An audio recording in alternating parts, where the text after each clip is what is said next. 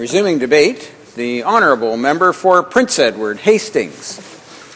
Well, thank you, Mr. Speaker, and I'm certainly pleased to take this opportunity today to discuss the very important measures that are contained in Bill C-25, an act that is key to implementing the federal framework for the PRPPs, the Pooled Registered Pension Plan.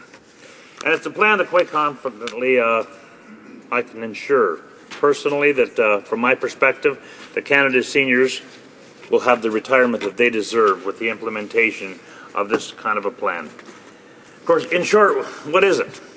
Well, it's innovative, it's new, and it's privately administered, and it's low cost, and it's an accessible pension option. And I mention and refer and highlight that word option to help Canadians meet their retirement goals. They're particularly significant for small and medium-sized businesses. I know businesses like mine. I was in business for 35 years, and I would only wish that 35 years prior to me starting or right after that I had something like this to offer not only my family, but certainly my employees. Certainly, many of us would not be sitting in challenging situations today were that an option. Because it'll enable owners and employees alike to have access to a large scale and it's a low-cost private pension plan for the very first time for many, many of these people. By pooling the pension savings, PRPPs will offer Canadians greater purchasing power. Basically, Canadians will be able to buy in bulk, and that way, of course, have the opportunity to get better bang for the buck. Achieving lower prices that would otherwise be available means that they will then get greater returns on their savings and their investment, and of course more money will be left in their pockets when they retire. Now, the design of these plans will also be straightforward to allow for simple enrollment and management. Simplicity is always best, and this plan is just that, Mr. Speaker. And finally, they're intended to be largely harmonized from province to province, which will, of course, when completed, further lower the administrative costs even more. Automatic enrollment will encourage regular savings in PRPPs by making participation the default choice of employees who do not actively make a decision to opt out. In other words, Mr. Speaker, basically a reverse onus will encourage more people to participate.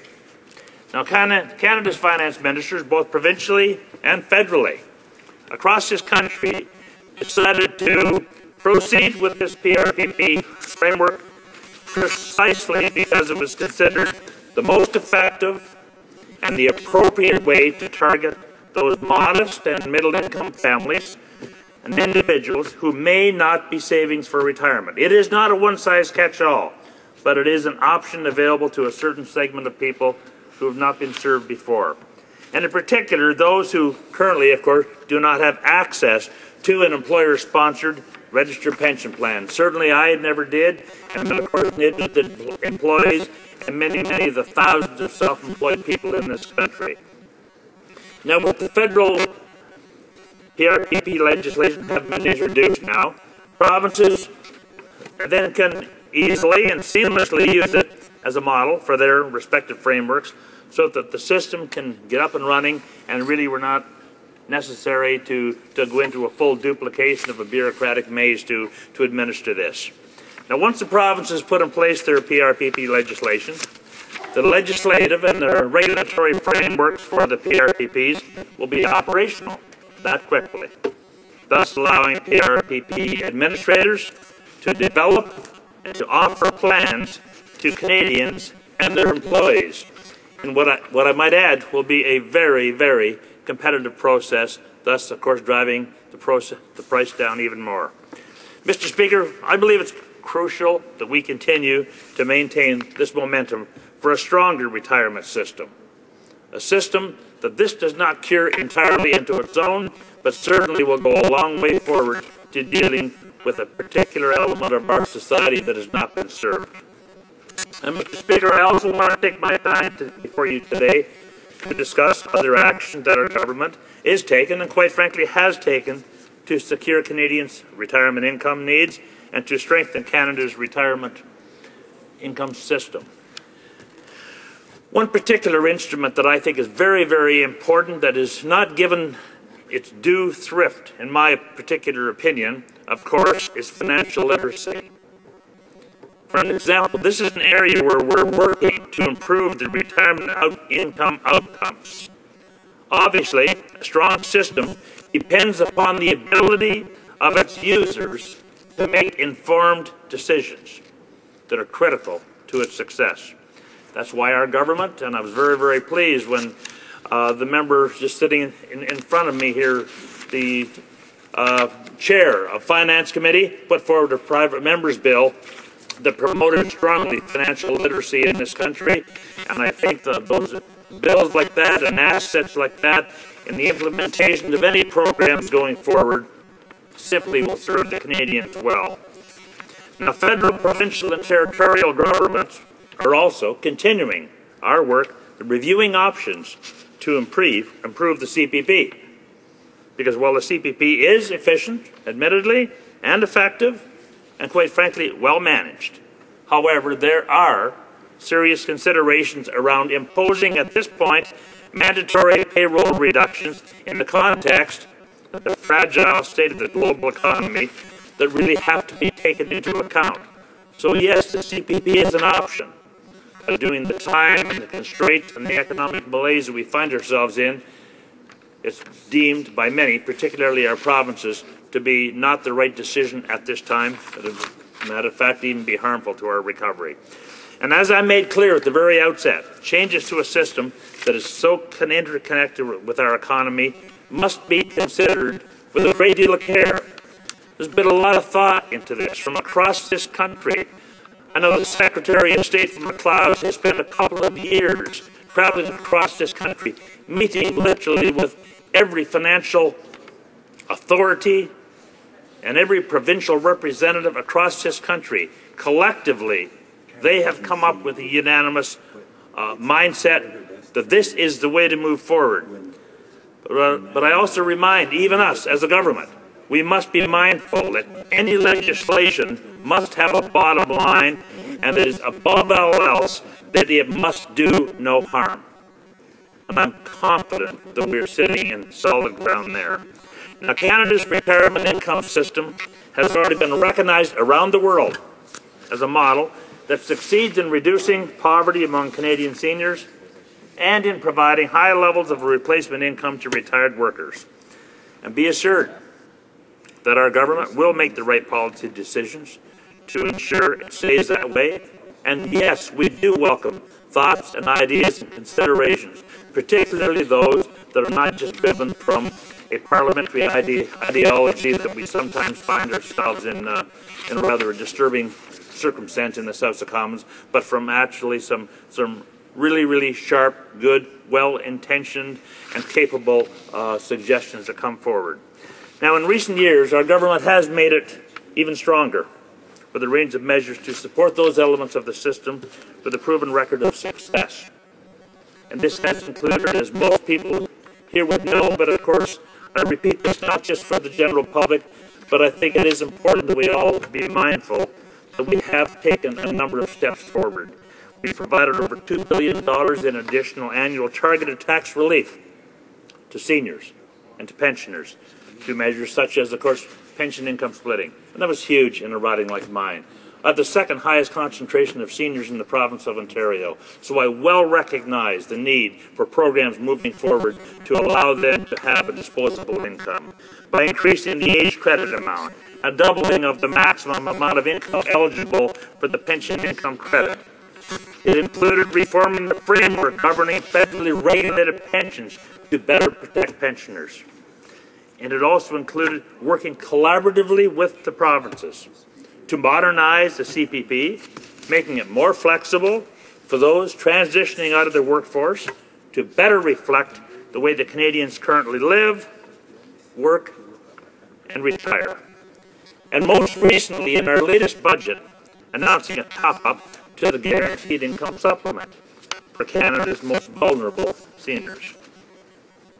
Mr. Speaker, Madam Speaker, at this time, excuse me, I didn't notice the change. My sincere apologies. In conclusion, With the introduction of the PRPPs, we will address the remaining gaps in the system by providing an attractive additional pension option. And that's what this is. This is not a one-size-fits-all, as I mentioned before. It is an additional pension option to both individuals and employers. Now, through all of these measures, combined with this government's determined efforts to make PRPPs a reality, I sincerely believe that we're making a retirement system that's good. Can it be better? Yes. Strong? Yes. But can it and should it be stronger? Yes. That's our duty. That's our responsibility as parliamentarians. This is something that I think we as Canadians, and certainly as the Parliament of Canada, can and should be very proud of. Thank you, Madam Speaker. Questions et commentaires? Questions and comments. The Honourable Member for Longueuil-Pierre Boucher. Thank you, Madam Speaker. I'd like to congratulate my colleague on his speech. Honestly, he says it with a great deal of sincerity, and what we noted is that if this speech had been made much earlier, it would have been less bothersome when we talk about the fate of the seniors of our nation. I'd like to ask him a question nonetheless with regard to the information that we have in the polls. It's often said that 3/4 of Canadians aren't contributing to RRSPs because they don't have the means to do so. How will this new program be any different? Member for Prince Edward-Hastings. Well, probably the easiest way, let's take a look at human nature. I recall, whether it's the tax-free savings account, whether it is the RRSPs, come tax time, we all sort of want to maximize our capacity and leave more money in our genes. But it's sometimes very, very difficult to come up with that $500, that $1,000, that $5,000 contribution, whatever it might be within the affordability of those individuals, to try to end up with some money after Revenue Canada has not taken their portion of the share back for the Canadian taxpayer. So how do we do it when we just don't necessarily have that? Canadians and human nature itself makes it a challenge just to come up with a larger portion of money. But with the reverse onus, if we are able to take selective small amounts on a consistent basis with the full cooperation and planning mechanisms of the individuals involved, then it can happen literally, certainly not painlessly, but with a heck of a lot less pain. In other words, a dollar a day, a penny saved is a penny earned. Well, all of a sudden, at the end of that time period, it's a significant amount. And I think this pooled registered pension plan works very, very favorably to address that element of human nature. Questions and comments. The Honourable Member for Westmount Ville-Marie. Thank you, Madam Speaker. My colleague gave me hope because he talked about a program, the pooled pension plan, that he felt was a tool, another tool, not a perfect tool, but another tool in the box, along with the CPP and the QPP, old age security, and the guaranteed income supplement, which provides a safety net for Canadians. I wonder if he really thinks that there are other things that we should do. I've already asked the question twice. I'd like to ask him that question. Is it enough, or are there other things that we need to do to ensure that our citizens who retire will be covered with adequate pension? Member for Prince Edward-Hastings. Well, thank you, Madam Speaker. And the member opposite might actually be a little bit surprised at my response, but I am totally in agreement with him in that it is not enough. Quite frankly, it will never be enough. The day that it is enough, that's the day that we really cease to have a sense of purpose in this place. There must be a manner in which we always seek to improve ourselves. I know the great poet Browning, his quotation was, "A man's reach should exceed his grasp, or what's the heaven for?" And I do know that we should always be looking for a way to better society and all of the components of that society, be it our youth, be it our seniors, be it our working people. And that means we should be vigilant. We should always be looking for means by which we can improve, whether it's a program adjustment, whether it's an evaluation of a program, or whether, quite frankly, it would be a new program. Because as Bob Dylan said, and I know I'm getting a little bit rhetorical here, but he used to always say, you know, in his song, the times they are a-changing. Well, the times perpetually change, and we cannot sit in a straitjacket. I personally believe this plan is the right plan for this time, a component of a solution, not the total solution, and I would encourage all members to view it in that manner. And I think collectively, as we move forward and embrace suggestions that will take us incrementally towards a better society, I really think that we can fulfill our responsibilities here, and quite frankly, be proud of our contributions, regardless on which side of the political fence we find ourselves on here. Repris. Resuming debate.